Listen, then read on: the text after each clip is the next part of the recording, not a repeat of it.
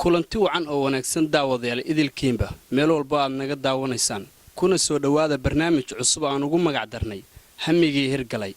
barnaamijkan oo noqon doona mid taxanaha ilaah idankiis wuxuu idinkaga imaanayaa Puntland TV xarunta uu ku leeyahay magaalada Heeg ee wadanka Holland barnaamijkan ayaa intuu socdo waxaan ku wareysan doonaa haldoorka ummadda Soomaaliyeed ee ku nool wadanka Holland waxaan kaga hadli doonaa hadba mowduucan u aragno inuu muhiim u yahay bulshada Soomaaliyeed haddaba maanta waxaan marti inoogu ah abwaan Cabdirashiid Aadan aw Yuusuf oo ka mid ah hal abuurada Soomaaliyeed ee ku nool wadanka Holland abon ku soo dhawow barnaamijka hamigii hirgalay oo maasad walaal waxaan ku furaanaa maansooyinkaaga iyo hal abuurkaaga bal marka hore inteenaan furan xogaa waxaan nooga hadashaa taariikh nololeedkaaga meesha ku dhalatay iyo meesha waxbarashada ku soo qaadatay bismillaahir rahmaanir rahiim horta ma hasantahay barnaamijkana aad baan ugu soo dhaweynayaa dhalashahan waxaan ku dhashay tuulo la yiraahdo Dudun oo ka tirsan gobolka Mudug sanadkan dhashana sheegi maayo laakiin barbaarid ahaan waxaan ku soo barbaaray tuulo kale oo la yiraahdo Bilis Qoqani degmada Afmadow gobolka Jubbada Hoose dugsiga hoose dhexe halkaas aan ku soo qaatay dugsiga sarena waxaan ku qaatay dugsi Carabi ah gaaris magaalada madrasa la yiraahdo Al-Rajaax Islaamic kadibna waxaan ahaa arday heshay deeq waxbarasho oo ay lahayd Jaamacad Al-Azhar laakiin ma ana suurtagal inaan dhameystirto marka hadda kadibna inta kalena de qaxootiga ariga lagu wada jiraa dhexda raacayd aad baa u mahadsantahay goorma bilowda hal abuurnimadaada goormaad ogaatay inaad hal abuuri kartid wax sameyn kartid aad curin kartid maansooyin iyo waxyaabo la mid ah horta anigu markii hore yaraanteedii waan jeclaa aad iyo aad suugaanta waan xafidi jiray anoo tafaasiirta akhrista haddana suugaanta xafidi jiray suugaanta carabiga iyo suugaanta af soomaaliga aad baan waxaan u jeclaa gabayada iyo maansooyinka dadkii hore waan xafidi jiray waan baran jiray marka mar dambe baan isku dayay ma qasay ku timid ma garanayo kala dareen ahaan ayaa waxaan isiri waad abuuri kartaa wax ma ahayn inaan marka hore ku fikiro wax ma abuuri kartaa isiri waxaan isku dayay inaan maansooyin aan sameeyo qorqoro marka ma ahay anigu runtii abwaan weyn laakiin haddana waan sidaas u ku bilaabatay dareenkaas oo hore ugu jiray marka dareenkaas waxaa ku bilaabay inaan dhihi karo waxaan ka murgo alla ilaah si kala u tacbiirin kartaa oo midna qof markuu murgo tiraab ku sheegaa wixiisa marka tiraab ma aha taxmi ku sheegi kartaa ayay ahayd marka sida bay ku noqotay inaan maasi ugu horeeyay aan sameeyo la yiraahdo dawladnimo ka hor waxaa jirtay midna markaan tanawiga dhiganayo kale ninaan saaxiib ahayn iyo dhalinyaradu waxa la yiraahdaa gabay baad dhigisatay maanta gabay ma sameyn kartaa marka waxaa jira gabay uu malan inuu Zuhair leeyahay oo carabi ah anoo tanawi ah wuxuu ahaa ala inna safaha shaykhi la hulma ba'dahu walakin al-fata ba'da safahatin yahlumi oo macnaheedu yahay macnaha gabaygaas waxa la yiraahdaa aan ka dhigno ma sida adabiga noocaas oo kale aan ka dhigno af Soomaali marka ma aha gabay laakiin waa tuduucda marka seen u turjunaa af Soomaali annagoo ilaalinayna qaafiyada iyo wixii marka waxaan dhihi lahaa odagii dhaqaajaan aqligu dhaaxu soo noqonay dhalinyaro inta tahay marba dhab u hanuuntahay macnaheedii oo kala waay ala inna safaha shaykh la hulma ba'dahu walakin al-fata ba'da safahatin yahlumi yani oday haduu asaasaqo meel ka soo noqdo ma joogo laakiin wiilka dhalinyarada haduu karkaarka wadaarto xogaa uu soo noqon karaa marka saas odagii dhaqaajaan aqligu dhaaxu soo noqonay dhalinyaro inta tahay marba dhab u hanuuntahay intaas oo bilbilow iska macnaha xaso kala mooyaane ma si ugu horeysan tiri waxa la jiray dawladnimo si wacan maadaama aad tahay hal abuure kamid ah hal abuurayaasha Soomaaliyeed ogaanshahaga hal abuurka Soomaaliyeed goormuu bilowday waxaan jecelnahay xoogaa inaan wax ka ogaano bal abuurka Soomaaliyeed xilligu bilowday iyo inta uu macnaha da'diisu jirto oo kale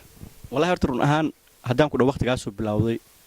waa igu gardaro ma garan karo laakiin waxa jira caadi logic loo garan karo hal abuurnimadu intuu hadalku jiro wuu jiray macnaha inta uu jiray dareenku dadkuna wuu la jiraa suugaantu way la jirto waayo dareenku wuxuu ka turjumaa qofka ummaddu ka turjumaa suugaantu ay ka turjuntaa marka qofku markuu wax dhibsado ama farxo ama naxo ama faano ama wax uu sameeyo ayay meeshu traabka oran lahaa wuxuu ku oranaya marka intuu af Soomaaligu jirana suugaan way jirto way ujeedadeedu Soomaalidu soo lama yiraahdo intuu macnaha oran jiraba kuftin way jirto marka waa sidaas oo kale intii hadal jirayba suugaanina way jirto marka waa waxay ila tahay waa mala ahaanteeda intii af Soomaali lagu hadlayaba suugaanna waa la tirinayo weeyaan aad baa mahadsantaa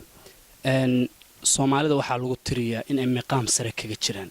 aftahanimada hal abuurka dadka qaar baana dhahaaba wuxuu ka horreeyay carabiga sida igu maqaala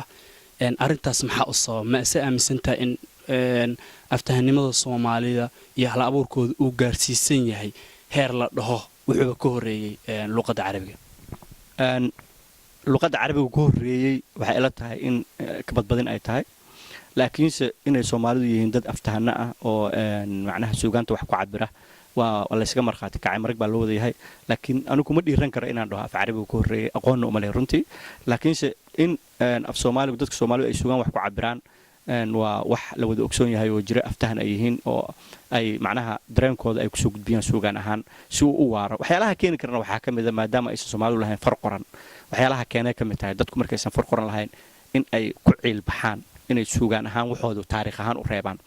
marka soomaaliduna ummadahaas waa ka midoo dee si fiican bay ugu waarayeen taariikhdoodii suugaanta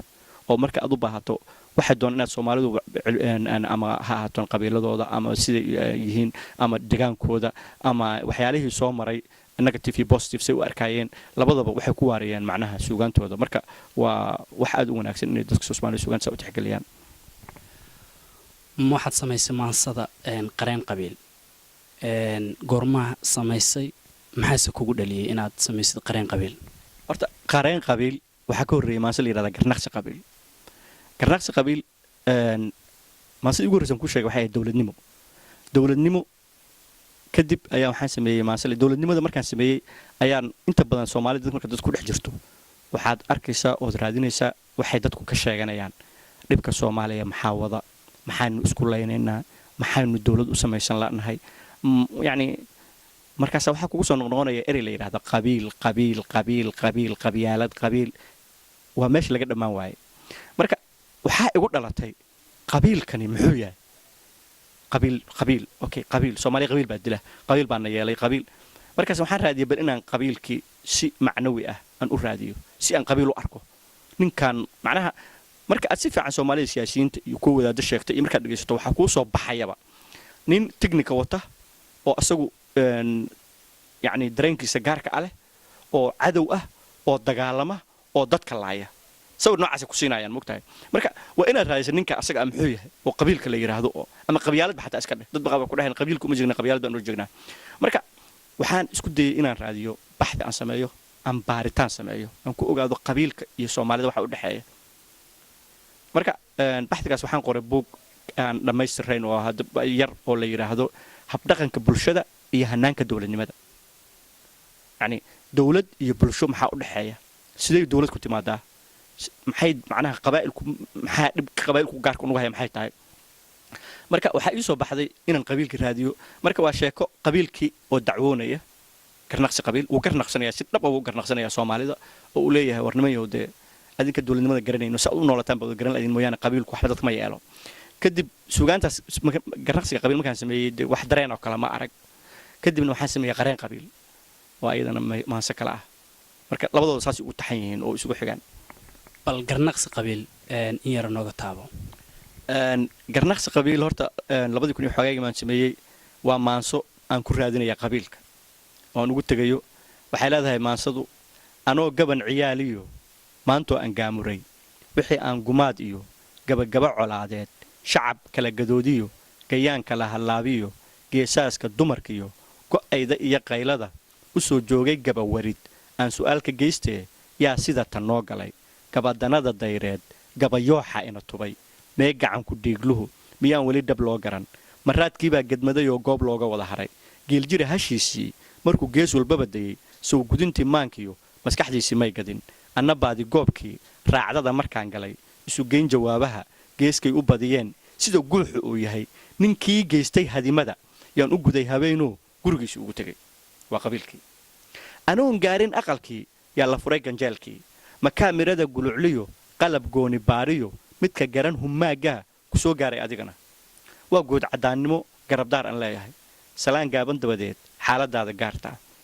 xaaladaada gaarka ah gallad eebba weeyaan 60kii go'doonkaan galay baan ku joogaa gartay baan ku iritaa midda guud ahaaneed geyigaan ku noolaa guuldarraa ka taagnayd waa soomaaliya giddigeed adduunyadu garan kare ay waayeen dadkii gobolka joogana fartay kugu godaayeen oo qof walba wuxuu leeyahay qabiil baan la dilay maxaad uga garbaxaysaa wuxuu yidhi qabiilku waa arrin u gubayso ii diiday gama'i haddiise golo maxkamadeed gafka lagugu ogaa mana gelinin adan odhan goobjoogna aad tahay gacan baad ku leedahay xirsi caamir gabaygii weerar uu ku soo ganay ma laadlaadin gorodee ka gilgilaya xaydhii ina midhana gabadhii guhaddiiyo baroortii gacma warashadeedii umalkeedii gaamuray hurdo ganaa la siin waa waxay godob tirsanaysana uma ridanin guudkee waxba kuuma geysane geesiga mar buu yidhi sida gob iyo xaalkeed anna waan garbaxayaa fursad gaara weeyaan balsalaan kalgacallaa iga gee walaalow tacsina waan gudbinayaa afartaa bal iga gunud duca qaba balgaarsii maydiyaha gaarkaa midda guud u sii maray goobaha cawayskiyo golayaasha ugu sheeg bal inay gar qaataan gobo kalena waxay tahay inkastoo dad gooniyey muuqaal guracan iyo xuma iga gudbinayaan galti maahe aniguye hannaan guuna baan ahay guurti iyo hoggaanba leh hab garsoor ayaan ahay dowladnimona geli karaa nin walbaana ima gayo mana ahi go iyo shaal lagu gada dukaamada guullahayn siduu yidhi garaashaan u taagnahay guntankii islaamkiiyo goobihii asxaabtii gallad baan ku leeyahay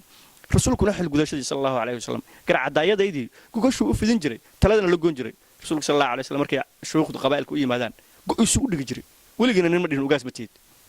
taladana la goon jiray afartaana bar iga gunud duca qaba balgaarsii meediyaha gaarka midda guud usi goobaha cawayska iyo golayaasha ugu sheeg bal inay gar qaataan gobo kalena waxay tahay ummad yahay garaadkiyo waa soomaalida caqligeedu guran yahay ummad yahay angacal iyo cadowgeeda kala garan godka laga qaniinana ummad yahay u guudhaa geerideeda kii wada goolasha u loogtaa hiddaheeda gaanka ah ummad yahay ka gubataa midka aanay garanayn golgollada ku sidata aan isdooranna dimuqraadiyad bay la ordayaan midka aanay garanayn golgollada guntiyada ku sidata maxaad igu galaysaan waxaad galabsanaysaan maxaa aniga iga galay ood igula galgalataan qabiil baana gaasira asagaana kala gura qarankeenni gowracay qaar way gunaanaday igu gooya iilkii kuwa kalena gaas iyo waa dowladdii kacaanka oo dhihi jirta qabiilka hala xabaalo kuwa kalena gaas iyo guutooyin ciidana madaafiicda goobtiyo gurmud bay ku maqan yihiin dadku iga gardaranaa garwadeenku waa kuma asagoon golaadinin geediga idiin raray gartayaa idiin naqa maaniga guddoonsho ah gaashaanlayaashiyo korneelada garoonta leh ragga wada gabood falay ardadii gumaystaha sheekada labada gabal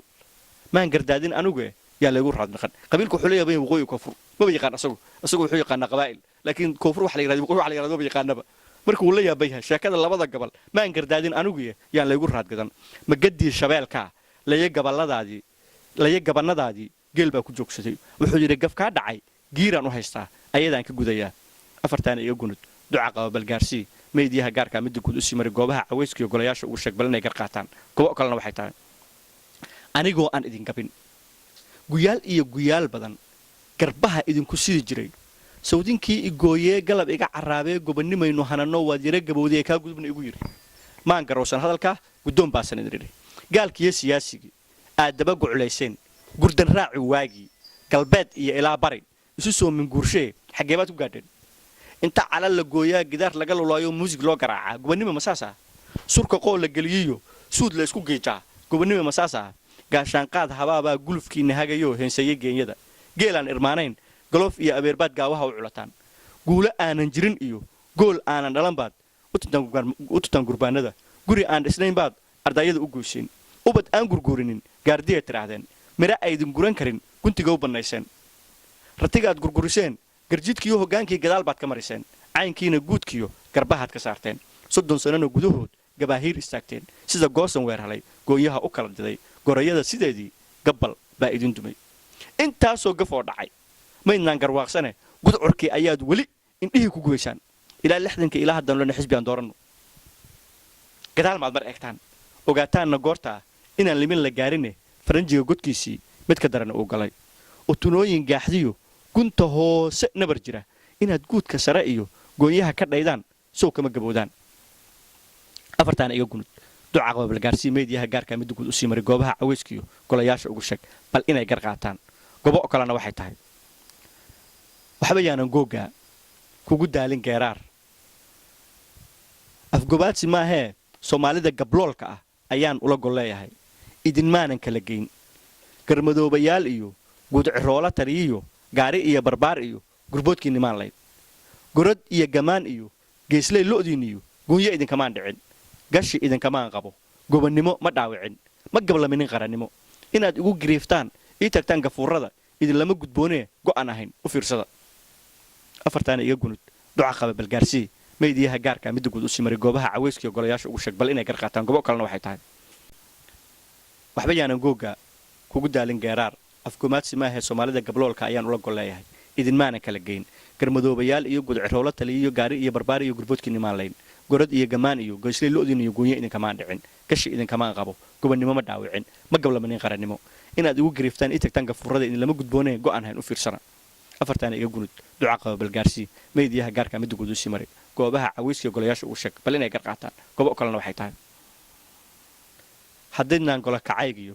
guryankiiyo afxumadiyo iga daynin guulguul isagaa gar sooree gobonnimo jahanabo gunteediyo inuu idin geeyo naaraha sidii garow saquumana gasiinkii ka yeelaan guulahay ka sugayaa nasab baa garaabee garnaqsida allayleh iska jaray gamuunkii gosha igaga taagnaa waa tana galkeedii waa dacwadii qabiilka bal guddoon rashiidow hayin guradii ha la suro ama saare gaariga ama geeya xaafiis ama geed ha lagu noqo odayaan ha guursheen ama dhallinyaro ha gooyeen ha loo guulo dhowr gudol ama gelin ha lagu noqo gar islaan ha loo kaco ama xeer ha loo gudo ama galax ha loo dhamo ama jaad ha loo gado geesay ahaataba go'aan baan sugayaa allelehe si fiican buu isku difaacay qabiilku waxaan u malaynayaa waxa uga jawaabtay garnaqsi qabiil baa uga jawaabtay waa tahay waxaan markana fiirinaynaa waxaan ugu maqalaa inaad samaysay riwaayad riwaayadaas maxay ka turjumaysaa maxaase kugu dhaliyey horta riwaayadan iyo gabayaasha hore dhan buu iskula xiriir riwaayadda ugu horreysa waxaa la yidhahdaa xorriyaddii lixdankii xaggee ku dambaysay waxay raaraac u tahay dareenkii kii suugaanyahanadii hore oo uu ka mid yahay aadan carab uu ka mid yahay qamaan ninkii la oran jiray sorry qaasim uu ka mid yahay allah naxariistay cali cilmi afir kulligood allah wada naxariisto macnaha intaasaa ugu waaweyn dareenkii laga qaaday hab dowladeedkii la qaatay lixdankii muxuu ahaa yani maxaa naga hadlaysan macnaha saddexdaa waxaan usoo qaatay abwaan waxay ka bixiyeen dareen aad iyo aad cajiib u ah oo ah habkii dowladnimada la qaatay lixdankii inuu fashilmay inuu ahaa waddadii ku habboonayd ummadda soomaaliyed inuusan ahayn wadda khaldan u ahaa marka anoo ka duulaya halkaas iyo dareenkii guud ahaada ummadda kadib kacaankii wixii laga dhaxlay kadib dagaaladii sokeeye ayaan waxaan isku dayay bal inaan u cabiro yacni riwaayad ahaan bal maxaa ummadda ka khaldan ilaa lixdankii marka waxaan sameeyey riwaayad la yidhahdo xorriyaddii lixdankii xaggee bay ku dambaysay si fiican marka waxaad si fiican ugu faahfaahinaysaa in xilligaasi dowladnimadii qaldantay waxaan ku faahfaahinayaa dowladnimadu iyo hoggaanka cilmi bulsho ahaan weeyaan maalan adduunka waxaa ku nool ummado badan ummadaha adduunka ku nool qaar waa kala midab qaar waa kala af qaar waa kala diin qaar waa kala madhab hoose qaar waa kala gobol marka ummadahaas bini'aadanka waa bini'aadanka oo kale ama sameeyaha cilmi bulsho ahaanaad xayawaanadoo kale waxaan aaminsanahay maalan bini'aadanku waa xayawaanada wuxuu ka mid yahay la yidhahda wadar noolayaal xayawaanka wadar noolahoy wuxuu leeyahay hoggaan hab hoggaaneed buu leeyahay wuxuu khilaafaa xayawaanka aan wadar noolaha ahayn sida sagaarada iyo bakaylaha iyo waataynu nidhahno bakayl intuu burku jiro burka la raadsadaa weligaa 10 bakayl wada socota arki maysid marka maadaama quraanjada shinnida libaaxyada daanyeerada waxyaalaha wadar noolaha dham hoggaan bay leeyihiin bini'aadankuna waa ka mid marka bini'aadanku waa xayawaanada noocaas ka mid ah hoggaanka iyo habnololeedka bulshada cimilada iyo habdhaqankaa sameeya marka annagu marka soomaali ahaan waxaan aaminsanahay qabiil waxba dad ma yeelin markii lahaa lixdankii xorriyadaha la qaato waxaan imaanin su'aal ah okay dowladnimadeena waxay ka kooban doontaa qabaa'il leanna ummaddeena qabaa'il ka kooban arkaanta ummadda soomaaliyeed waa qabaa'il 3 arkaan bay ummadda soomaaliyeed leedahay waa inay qabaa'il tahay qabaa'il walba degaan lagu yaqaano isu yaqaan inuu degan yahay waa rugniga labaad rugniga saddexaad qabiil walba hoggaan uu asagu leeyahay inuu leeyahay waa asagu samaystay oo aan maraykan u samaynin ingiriisna u samaynin oo asagu lahaa ugaas dheh malaaq dheh gabayga dowladnimada ku jirta ayagana aan sameeyey marka waxay ahayd saddexdaas dowladnimadu inay suurto geliso ummaddu ayagoo saddexdaas wata inay wada noolaadaan sida ummadaha kale afka ay wada nool yihiin ku kala diinta u wada nool yihiin ummad walba way u baahan tahay hoggaan iyo dowlad laakiin qaabka ugu baahan tahay wuu ka duwan yahay qaabka mid kale u haysto Soomaaliya nabad bay u baahan tahay laakiin nabaddu si ay ku heli karto way ka duwan sidoo Mareykanku ku helay marka ma aha inay iraahdo Mareykan xisbi buu samaysan xisbi baan samaysan marka halkaasay riwaayaddu ku socotaa maxaa khaldamay 1960kii dad badan markaan aruurinayay waxyaalaha ku saabsan riwaayadda waxaa ka mid ahaa nin aan weydiiyey sheeko aad u qosol badan nin la jira bari la yidhaahdo oo safiirka soomaaliya u jooga Geneva diblomaasigaas wuxuu igu yidhi 1900 iyo doorashadii u dambeysay 69 waxaa ka qayb gashay 86 xisbi waxaan isku dayay bal inaan qiimeeyo 86 xisbi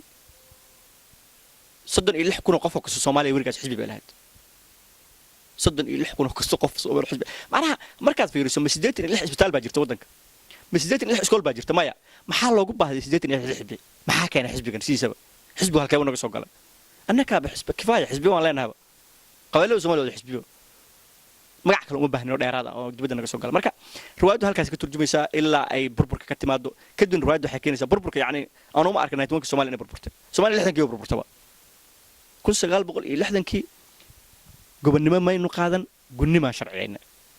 waxaa la sharciyey nidaam annaan ab iyo isir iyo ehel iyo arxan midna aan u lahayn waxaanu dhiigeen ahayn waxaana dhacaankeen ahayn waxaana dhogorteen ahayn waxaana dhimirkeen ahayn waxaana shuqulba ku lahaynba ilaa hadda waxba qorta naga saaran marka riwaayaddu waxay isku dayaysaa inay xalliso marka ay dhibaatada sheegto kadib ay tiraahdo maxaa ummadda xal waa ujeedada intaas ku koobanta riwaayaddu sidoo kale waxaa samaysay riwaayada iyaduna la magac baxday qoys wada federaal ah bal ayadana wax nooga taabo hadda qoys federaal sida la isu qabaayay qayliso kuma taagna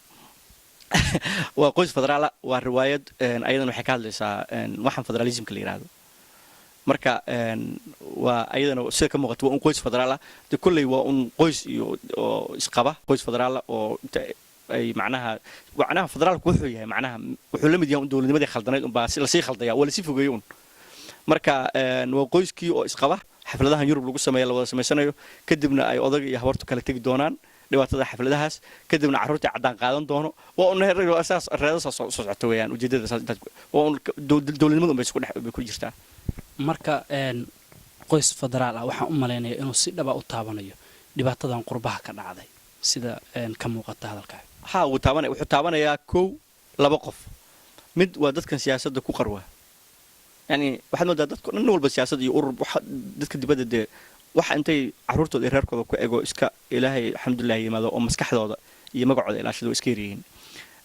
marka siyaasaddan lagu wada yaacay oo siyaasiyiinta ummaddan wada noqotay oo nin walba uu meel la ordayo halkan dhibaatada laga sii hurinayo oo calan meesha laga sii taagayo waa un saas bay ka hadlaysaa macnaha ujeedadu waxaa waye ninkii iyo naagsi waxay sii macnaha si dible oo suugaamaysan oo heeso wadata oo maansooyin wadata ayay usii kasii hadlaysaa insha allah taala si fiican aad baa u mahadsan tahay waxaa kaloo samaysay maansada dawladnimo oo si aad arrimaha dawladnimo uga hadlaysid maansada goormaa samaysay maxaa kugu dhaliyey wax yarsan nooga taabo maansada dawladnimo waxay u dhalay waa sheeko dhab ah 1991kii waxaan ka soo qaxay magaalada Muqdisho waxaan imid tuulo la yiraahdo Belisqooqaan oo halkan ku barbaaray ah marka dareenkii waaqti aan soo qaaday runtii ilaa hadda ugu jiraa waxyaalaha federaalka iyo qabiilka Soomaalida iyo sida loo hab waxa dhacday nin oday ah oo magaciisa motorista ah magaalada motorkeeda buushii jiray waxa la oran jiray Jackson Jackson dadka Soomaaliya magac gaal u haysan maaha laakiin Jackson waxa laga yaabaa qof caata ah oo macnaha Jackson waay ma laga moodo Jackson gaalada ah maaha ninka anu magaciisa ma aqaan laakiin carruurtiisa wada ciyaari jiray isku daris baan ahayn marka de magaalada caan buu ka ahaa iska day miigu caan ka ahaa waayo magaaladu waa dhul xoololey ah markay xooluhu oomaan motorkaas baa laga cabaa marka maalin baan meel baawarta laga raaco boosajada intaan imid baa waxaan weydiiyey ayuu yiri adeer ma socota Kismaayo baan ku iri marka wuxuu yiri labada caago subaga intaad qaaday isu iibi marka Kismaayo wuu ka cabsanaya dabcan wuu ka baqay isaga waan isu iibiyey markaan soo noqday waa taqaana tuulooyinka carruurta inta badan dadka dhan gawaarida soo hoos istaagaan asagoo waxaan u imid gaariga anoo saaran waxaan arkay Jackson hoos istaagan gaariga kadib Jackson hoos istaagan markaan arkay Jackson wuxuu gacantu i qabtay xaggu ila baxay wuxuu igu yiri adeer waan qaxayaa carruurtina xalay baxeen anigana wuxuu yiri waxa laga yaabaa inaan baxo marka odaygiisa yiri ayaan waxaan dabcan inaan isku dayo odayga wuxuu la qaxay inaan ogaado marka maansadan ayaan sameeyay marka waxa is iri tolo yaa dadku waa soo qaxaya si qax wala kala qaxaya seed ku ogaan kartaa maansadan aan sameeyay marka maansadan waxaan kula hadlayaa waqtiga ayaan waxaan weydiinayaa taariikhdii soo jireenta Soomaalidu maxay ahayd sidee bay u noolayd dawladnimadu maxay nagu soo kordhisay marka waqtigii baan la hadlayaa oo aan leeyahay adiga duq weyn oo jiray waayo doore arrin bay iga daahan ma heli daliilkeed markaas uu leeyahay igu daahin hadalkeed dadku adu un ma ahay duul kale sugayee dabuubtaada ii sheeg waxaan idhi qudhaydaa degdegaya doodaydu waxay tahay dadkan kala qaxaya sii kala durkaya mid waliba dal dheer iyo higsanaya duni kale yaa doorkii koowaad dayr qura ku wada furay ujeeddadu waa maxay horta soomaalida markooda hore yaa dowlad ka dhigay maxay isugu soo degtay marka wuxuu yidhi ayadoo la kala dego duddo waliba meel taal darisnimadu xeer tahay darka iyo tigaada iyo dalawada la kala dhaco aan dareen ka weyn jirin duqaydii ay waxgaradkuna nabarrada daweeyaan tolalkana darisnimadu xeer tahay darka iyo tigaada iyo dalawada la kala dhaco aan dareen ka weyn jirin duqaydii ay waxgaradkuna nabarrada daweeyaan culimaa u diinkuna dikri iyo xaqsoor iyo duco ay u joogaan tolalkana dad loo xulay beel waliba dooqeed hoggaankooda doortaan boqor shaalka lagu dado ugaas iyo malaaq diran garaad loo dabaaldego suldaan duubab waaweyn beeldaajo daacada islaan iyo imaam duco laga wada duraanto habaarkooda laga digo doorroona wabarana lagu daadsha caanaha ayaa dowladnimo timid loo dalaalimay calan dhaqankiina laga durug wax dambeeye lagu sheeg wadadegana lagu yiri danse looma sii gelin markaasaan leeyahay caku dowladdaa baas ummaddii waxay acdad marka dowladnimo isu keentay dhaqankooda hore waa la burburiyey dowladnimaa loo sameeyey dowladnimada maxay soo kordhisay caku dowladdaa baas haddii aanay daryeel iyo nabad ay ku degaan iyo dal guud ay ku midaysiyo hananaynin dantooda bal maxaa la iskala doonto dusha la isugu saaray degaan loogu mideeyey maaba la iska badaayo markaasuu yidhi ayadii bay dusheen oo daaqadii ka baxsheen oo maxay u dusheen ma dowladdaanay lahayn wuxuu yidhi laya dastuur gaalaad u keentay iyo danaysay ku arkeen oo markaasay ku dideen oo dowladku way iska dheer tahay aad bay u dheer tahay marka haddana waqtiga ugu yar mar kale umaan dhamaystir intaas ku soo koobina hadda maasaas insha Allah aad baa u mahadsantahay